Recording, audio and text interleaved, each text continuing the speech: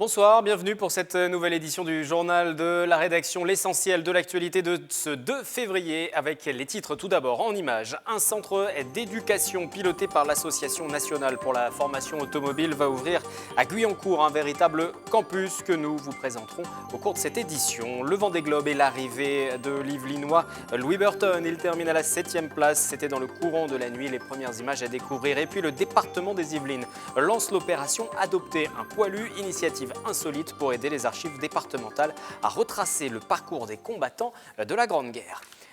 Dans l'actualité, la rencontre entre le député yvelinois dorénavant en course pour la présidentielle pour le Parti socialiste, Benoît Hamon, avec François Hollande. Les deux hommes ont échangé pendant 1 heure ce jeudi matin à l'Élysée. Durant ce face-à-face, l'actuel président ne lui a donné aucun conseil pour la campagne, a affirmé Benoît Hamon, le candidat qui a également opéré un premier rapprochement avec les frondeurs, puisque maintenant c'est lui qui est en position de rassembleur. Il a évoqué lors de son discours ce matin les acquis du quinquennat, mais il a précisé se tourner uniquement vers l'avenir. Modem et UDI des Yvelines main dans la main, les deux formations se réunissaient en début de semaine. Ils ont réuni leurs militants respectifs pour afficher une image d'unité, une réunion qui ne va pas sans poser de questions autour des prochaines échéances électorales. Soutien d'Alain Juppé, le Modem avait pris ses distances à l'issue de la primaire de la droite pour laisser planer le doute d'une candidature de François Bayrou. Du côté de l'UDI, la désignation de François Fillon avait aussi entraîné une division au sein des militants. Dans les Yvelines, les deux formations ont donc décidé d'officialiser leur rapprochement ce début d'année autour d'une cérémonie de vœux commune. Au niveau local, on a vraiment le plus souvent une feuille de papier à cigarette d'épaisseur entre nos convictions et le point de vue qu'on a sur les différents projets locaux, départementaux, régionaux et communaux bien sûr. Ça fait longtemps qu'on se dit quand même qu'on a toutes ces valeurs qu'on a en commun, il faudrait qu'on les porte sur le territoire. C'est vraiment pour le territoire qu'on le fait, parce que la politique, vous voyez bien, la politique au niveau national, ça commence à devenir un peu délétère. Il y a des affaires qui sortent les unes derrière les autres. Europe et environnement, l'heure est donc à l'union avec des valeurs communes et pourquoi pas un rassemblement autour d'un autre candidat pour la présidentielle.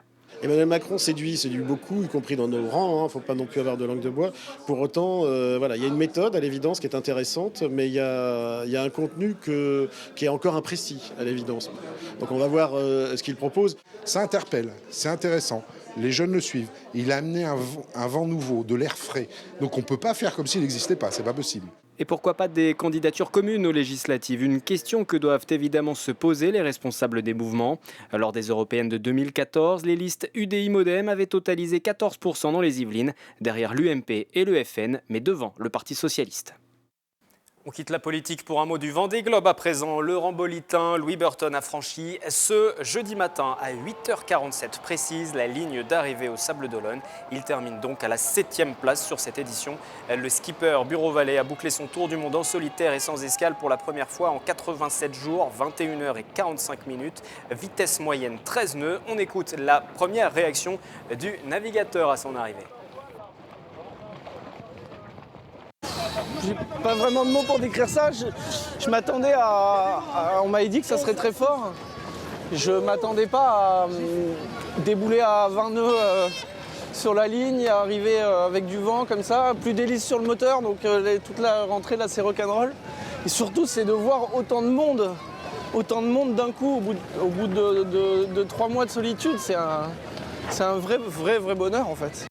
Félicitations à l'Yvelinois pour ce Vendée Globe. Guyancourt, plus que jamais, tourné vers l'automobile. Après le technocentre Renault qui est implanté sur la commune depuis 1998, c'est un campus qui est en train de voir le jour sur plus de 5 hectares de superficie. Un centre de formation, d'éducation piloté par l'Association nationale pour la formation automobile. La première pierre a été posée en décembre dernier. 12 000 mètres carrés de bâtiments, une dizaine d'ateliers et plusieurs laboratoires. C'est à Guyancourt que le campus des services de l'automobile et de la mobilité est en train de se construire. Il pourra accueillir jusqu'à 1000 personnes en formation.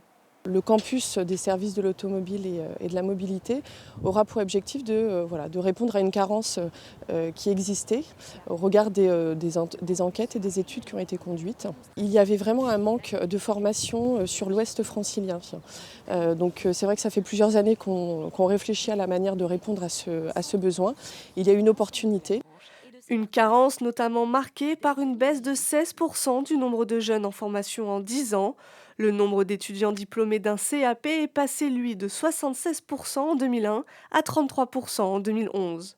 Ce campus proposera des formations du CAP au diplôme d'ingénieur. Vous avez les jeunes qui vont rencontrer, qui vont pouvoir en fait voir toute la continuité et les débouchés ou autres diplômes possibles jusqu'à la formation continue, parce que ça va leur permettre de voir en in situ en fait ensuite dans un garage, dans une concession, ce que ça peut donner en termes techniques, en termes de commerce ou en termes de, je sais pas, d'innovation autour de tout ça, autour de nos métiers. La première rentrée est prévue pour septembre 2018. Des journées portes ouvertes auront lieu en mars de la même année. Nous continuons cette édition du journal de ce 2 février et depuis peu, la commune de Magny-les-Hameaux qui a investi dans une chaudière à bois pour son CTM, c'est le centre technique municipal. C'est un dispositif qui permet de fournir du chauffage dans les différentes structures de la commune. C'est un véritable défi écologique. Mélanie Poquet, Patrick Jacques de Dixmude et Mathilde Demille. Inaugurée depuis fin novembre 2016, la chaudière à bois de Magny-les-Hameaux prend place au centre technique municipal et remplace un équipement vétuste. Une solution biomasse qui réduit à 87% l'émission de CO2. Ici, on avait une chaufferie fuel qui était vieille, qui était vétuste, énergivore. Et dans le cadre de l'appel d'offres, nous avons fait cette proposition-là. D'abord pour atteindre plusieurs objectifs, faire des économies d'énergie, baisser les émissions de CO2 et ensuite avoir une chaufferie qui est neuve, qui peut durer dans la durée. Des rénovations énergétiques qui permettent à la commune de Magny-les-Hameaux de faire quelques économies, notamment en énergie. Cette nouvelle chaudière épargne 15% de consommation énergétique qu'auparavant. La chaudière sert par rapport justement à tout ce qui est chauffage sur le lieu, principalement. Et ça nous permet donc d'économiser ces fameux 15% en énergie. Ça nous permet aussi, mais ce n'est pas forcément peut-être l'élément essentiel, mais c'est toujours ça de prix, environ 3% d'économie financière aussi sur l'ensemble du fonctionnement. On fera un bilan sur justement les économies d'énergie qui sont signalées, mais je n'ai vraiment pas d'inquiétude là-dessus. Une innovation qui sert d'expérimentation dans le parc naturel et permettra de dresser un bilan sur le long terme. Ce jeudi 2 février, c'est la ville de Bois d'Arcy qui a accueilli la cérémonie des villes et des villages fleuris des Yvelines, une soixantaine de communes pour recevoir ce label. Parmi elles, Trappes qui a obtenu 4 pétales, Maurepas et Plaisir 5 pétales. La région a couronné Magny-les-Hameaux et Guyancourt de leurs premières fleurs. Écoutez, Bruno Touron, c'est l'un des responsables de l'entretien des espaces extérieurs sur la commune de Guyancourt, justement. C'est une volonté municipale et puis donc une fierté de la part des jardiniers, des services afférents, la propreté, la voirie, le domaine public. Mais ça demande un travail en amont évidemment. Il faut se préparer dans la propreté, le mobilier urbain, tout ce qui est développement durable, organisation des déchets et puis les économies aussi en eau, très important. Le jury est très sensible à ça et nous aussi d'ailleurs, parce qu'on est dans le move, c'est l'époque qui veut ça. Depuis novembre dernier, les archives départementales proposent un tout nouveau dispositif, adopter un poilu. Nous en parlions en titre. L'objectif, c'est de retracer le parcours de ces poilus, de ces combattants et de transmettre le devoir de mémoire aux générations futures. Mélanie Poquet, Mathilde Demille. Et si vous adoptiez un poilu ? Mort pour la France, prisonnier, blessé ou déserteur, les Yvelinois se penchent sur le profil des soldats de la guerre et renseignent leurs fiches matricules. Indexer ces fiches, c'est-à-dire adopter un poilu. Quand on indexe une fiche, on va adopter un poilu. Et ces fiches contiennent des informations très variées. Vous avez bien sûr le parcours militaire du soldat, mais vous avez aussi des éléments sur son état civil, sur sa description physique, sur ses blessures, ses médailles.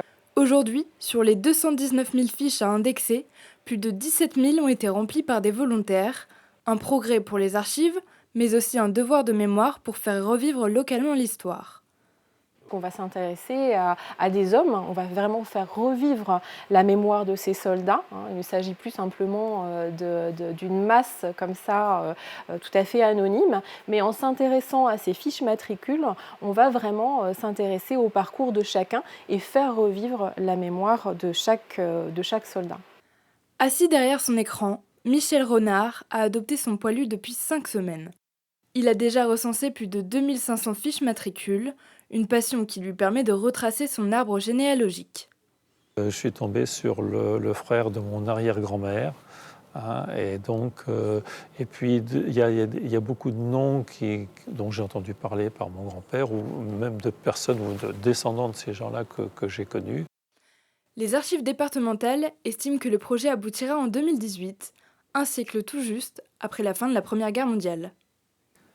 Culture avec le festival Odyssée en Yvelines. C'est un festival qui, au niveau national, se place en première place des producteurs de spectacles en direction de l'enfance et de la jeunesse. Le conseil départemental subventionne l'édition 2018 à hauteur de 328 000 €. Le sujet de Maxime Lemaine. Il était une fois. Dans un peu moins d'un an, les créations de ces artistes émerveilleront les spectateurs du 11e Odyssée en Yvelines. Nous tournons 200 dates dans l'ensemble du département. Donc notre objectif est de rayonner, de couvrir le département dans ses spécificités, notamment la ruralité, évidemment en épousant les missions relatives au champ du social. La particularité de cette édition 2018, c'est l'implication des territoires d'action départementale. Ils contribueront notamment à la programmation et au bon accueil des représentations et des résidences. On va en fait essayer de trouver des salles, donc ça pourrait être par exemple dans les PMI, pour l'accueil des pièces et aussi pouvoir toucher un public qui est un petit peu différent. Ce qu'on appelle le public empêché, c'est donc les gens qui n'ont pas l'habitude d'aller vers le théâtre. Des conditions propices à la création d'œuvres originales. L'art, ça ne peut pas se faire en série. On fait un spectacle à un certain moment donné, à une certaine époque, pour un certain lieu, et après on essaie que ça tende à l'universel. 6 spectacles seront élaborés au cours de l'année 2017. Chacun des territoires d'action départementale pourra ainsi en accueillir un en exclusivité à l'occasion de l'ouverture de la Biennale en janvier.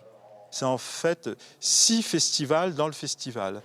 Sur le plan national, le festival est le premier producteur de spectacles en direction de l'enfance et de la jeunesse. Le conseil départemental le subventionne à hauteur de 328 000 €. C'est la fin de ce journal. Demain, vendredi, vous avez rendez-vous avec Nicolas Kirillovitz pour une nouvelle édition du 7-8 l'Hebdo avec son invité fil rouge pour commenter l'actualité. Tous les replays de nos émissions et de nos reportages sont à découvrir sur notre site internet. Très belle soirée.